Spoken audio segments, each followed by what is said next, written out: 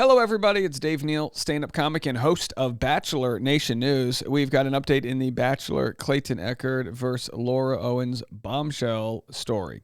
It is a story. It's an Iliad, really. It goes on for a long time.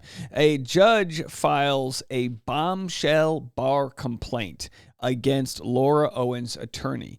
Now, previous attorneys of Laura Owens, Lexi Lindvall and Corey Keith, took the chance to hit the exits once they saw what they were a part of. But some people like to play in the mud, and the mud has been played in, and the judge is not having it. I don't know any other lawyers who have ever received bar complaints from the judge. There's probably a very high threshold. I used to always watch, and I don't know much about court, right? But I'm going to read the bar complaint here. And I know her attorney's going to argue, oh, that wasn't a bombshell bar complaint. Dave Neal lies. Okay, cool, bro. Welcome to YouTube. This is where you call things bombshell. But it is, really. I mean, any bar complaint from a judge to a lawyer, I would say, is bombshell. You know, I thought my complaint was valid when, of course, I wanted it on record in a paper trail that a lawyer was threatening me.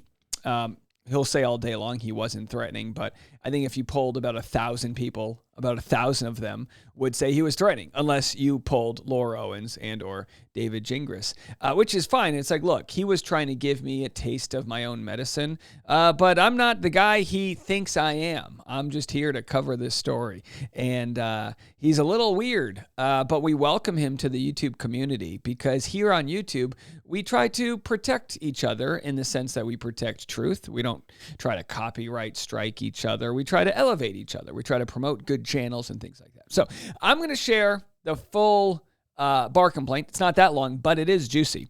Now, you guys might remember, I've done my job up until June 10th to protect Laura Owens. I actually have. I didn't share her face or her name. Remember, we called her Jane Doe. And then Gingras comes in and says, you don't have to call her Jane Doe. And then my thought in response to that was, we know, but it was a courtesy we were offering her because I felt as though she was going to, I felt like this was probably career ruining for her. I didn't feel like anything I was doing was wrong. I just felt like if I could protect her while this is ironed out, I would like to. What did I get in return for that? Well, you know, she just called the FBI on me. Luckily, clean as a whistle. I still have great security clearance as I use my pre-check to travel through the airports and dine in the lounges. But either way, here it is, the bar complaint. We're going to read this. Now, you might wonder, what is the deal? What's the deal with lawyers who just can't help? I mean, you would think that lawyers are trained in how to deal with adversity. And maybe the truth is you can't train someone in how to deal with adversity. But adversity, it's how you react to heightened situations. Our friend Dr. Diane Strakowski says, we're all like tea. We don't know our flavor till we're dropped in hot water. When Gingras is dropped in hot water, he metaphorically shits his pants. And I think a lot of what happened is because his inability to not Dookie have a little bit of a poo-poo stain in his bum-bums when he's confronted by strangers online. I mean, I, for one, have kept it professional with him. Other than calling, I think one time I called him a bloated James Bond. But actually, I think he looks pretty good for his age. He's not a bad-looking guy. I think he can be charming as hell. You know, and I'm not comparing him to Jeffrey Dahmer, but I'm just saying, people can be charming, okay? That's what I'm trying to say. And then they can also be an a-hole. And when push comes to shove, he exhibits those a-hole tendencies to the point in which good pal friend Omar, the tilted lawyer, he gives me a tilted boner. The tilted lawyer even says, like, you're messing with my friends. Here's what Omar had to say. I had put this case to bed. It kind of rose me from the ashes. He rose me from the ashes. That's right, Omar. He literally has been so provocative that he has helped us expose all of the lies his client told. We wouldn't have what we've seen here is the power of the internet being reinvigorated. Laura, I know you're listening. Your attorney has made this so much worse for you. you have to understand. I'm going to go straight to camera here. Laura, you have to understand. We would have never found the Fiverr logo, the HCG, probably Chase J. Jones' identity, which is you. None of that would have happened. We wouldn't have raised money for this and that, and the laptop, the ovarian cancer. None of that would have happened if you were representing yourself and playing your damsel in distress role. He brought this out.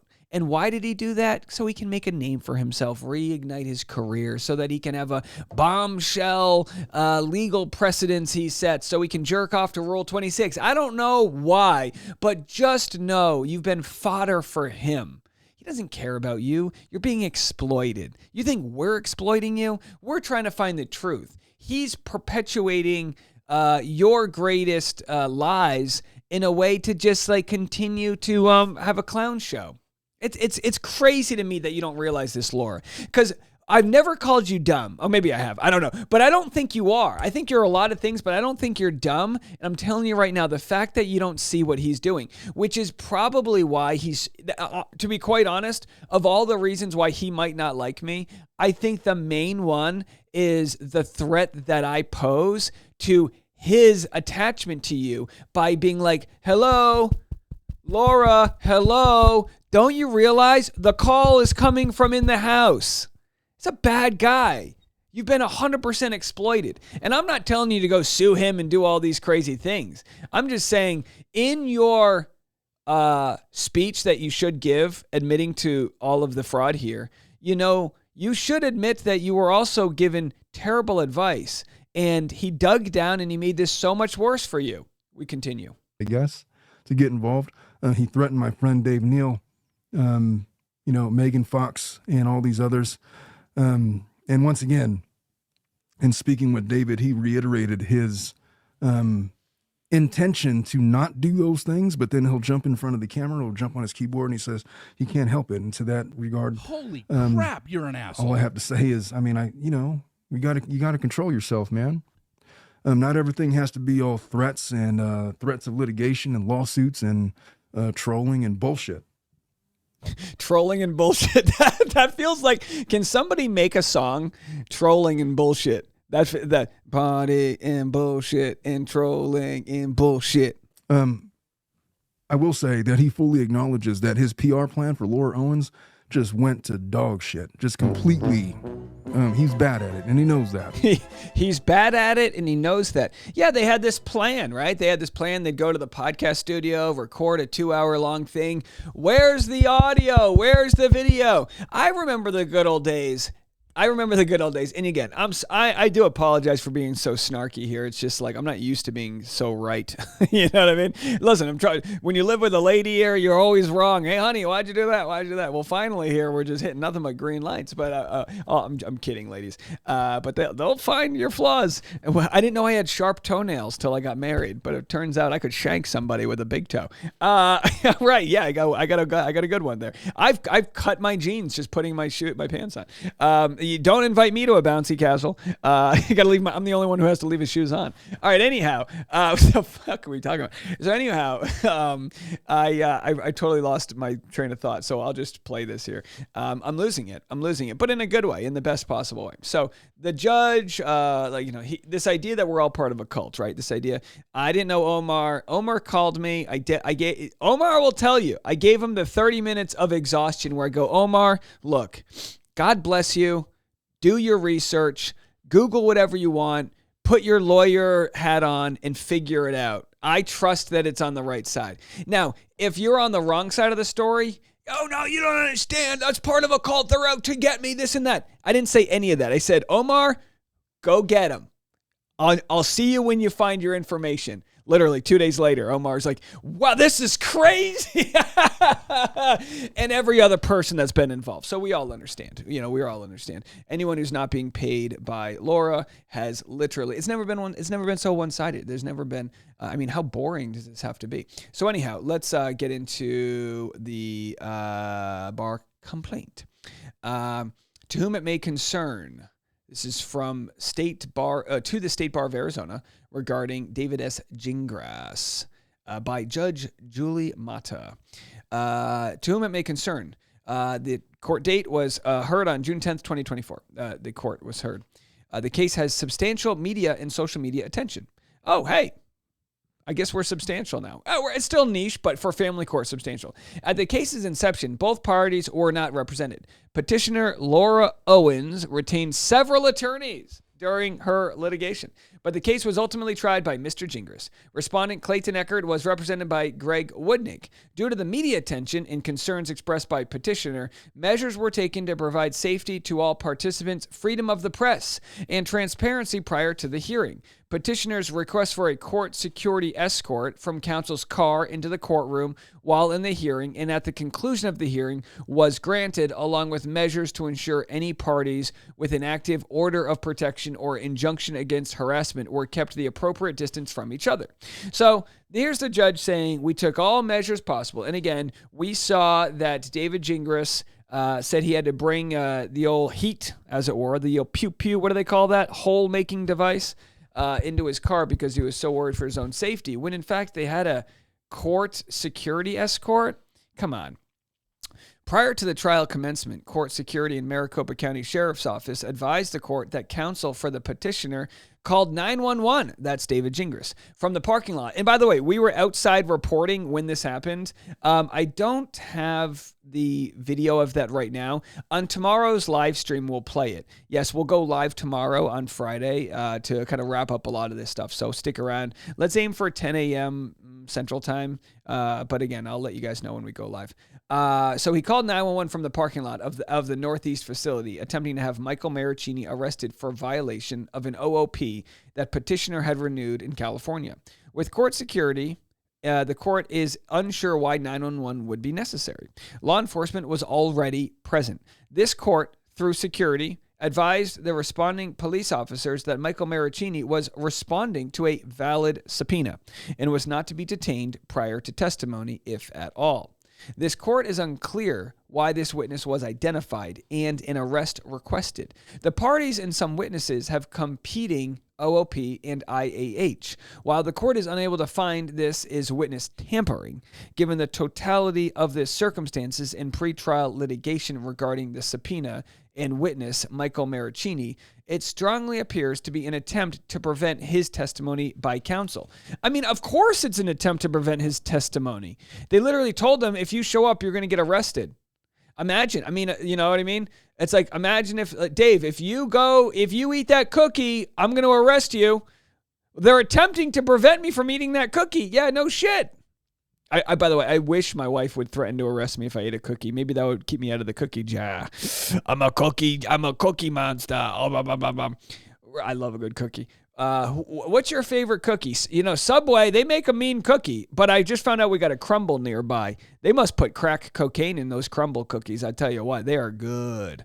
I digress. Respondent intended to call Michael Maricini and Gregory Gillespie to provide evidence of other crimes, wrongs, or acts to show motive, opportunity, intent, preparation, plan, knowledge, identity, absence of mistake, or lack of mistake pursuant to Rule 404B.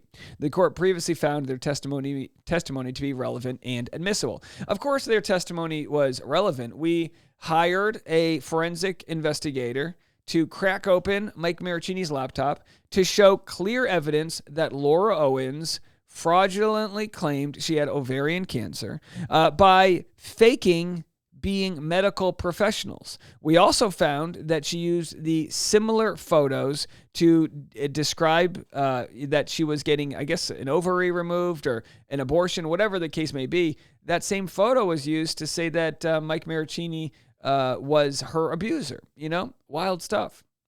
So, of course, it's relevant. The relevance is that she will, you know, basically come after these men when she feels wronged by them, to put it like broadly. During the petitioner's cross-examination, Mr. Gingras appeared to be signaling his client with sweeping arm movements, including making an X with his arms and sweeping his arms along the front of his body. It appeared to be an attempt to prompt certain responses from the petitioner. Once counsel for the respondent stood between Mr. Gingras and the petitioner, she became agitated and emotional. She asked for a brief recess, which was granted. Yeah, how wild was that? So, Queen Deandra,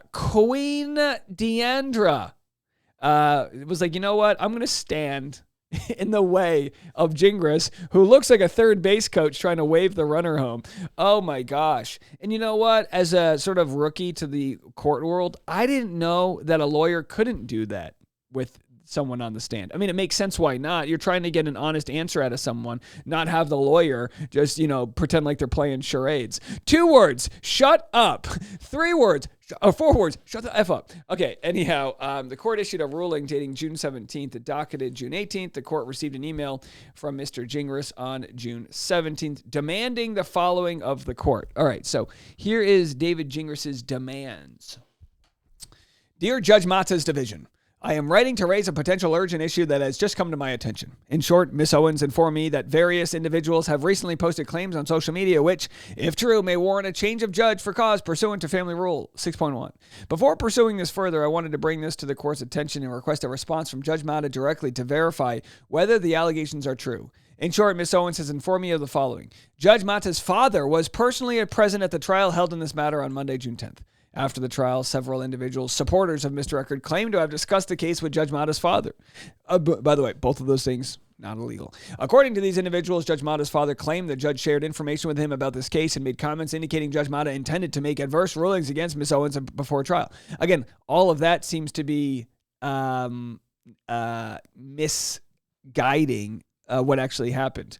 Obviously, if these allegations are true, they raise extremely serious concerns. However, I am fully aware that similar claims have recently been posted on social media in other unrelated cases, and those claims were later shown to be false.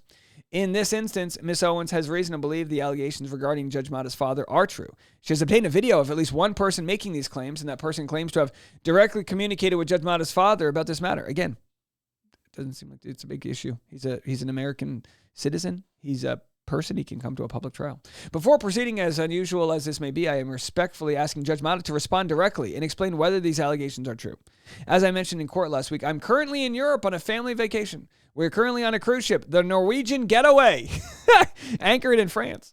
We are leaving this evening for Florence, Italy, and we will be on the ship until early next week when it docks in Athens. We will have extremely limited phone internet while the ship is at sea. Currently, as of Monday, June 17th, we are plus 9 hours ahead of Arizona time, but that will increase as we move further east. Yes, we know how the time works. I fully understand the unusual nature of this message, and as noted above, I understand the allegations may be entirely false. However, given the serious nature of the issue, Ms. Owens has asked me to move forward with an immediate notice of change of judge for cause unless the court confirms the above allegations are false. I hope this will not necessarily given the significant disruption this may cause, but I am ethically obligated to take all appropriate steps to protect Ms. Owens' rights, and I intend to do so. For that reason, I respectfully request a response from the court to the issues raised above by 5 p.m. tomorrow. For purposes of clarity, the questions I am propounding are as follows. Was Judge Mata's father present? Did Judge Mata's father speak with Mr. Eckert or any of his supporters? Did Judge Mata share any information of any kind with her father regarding this case prior to June 10th? Thank you for your prompt attention to this request. All the best. So we go back to what the judge had to say. Of note, Mr. Gingras demanded that the court respond to him by 5 p.m. the following day. Litigation by email is inappropriate. The court responded instructing the parties to file any appropriate motions. Mr. Gingras filed a notice of change of judge for cause, memorandum, and affidavit in support on July 8th, 2024.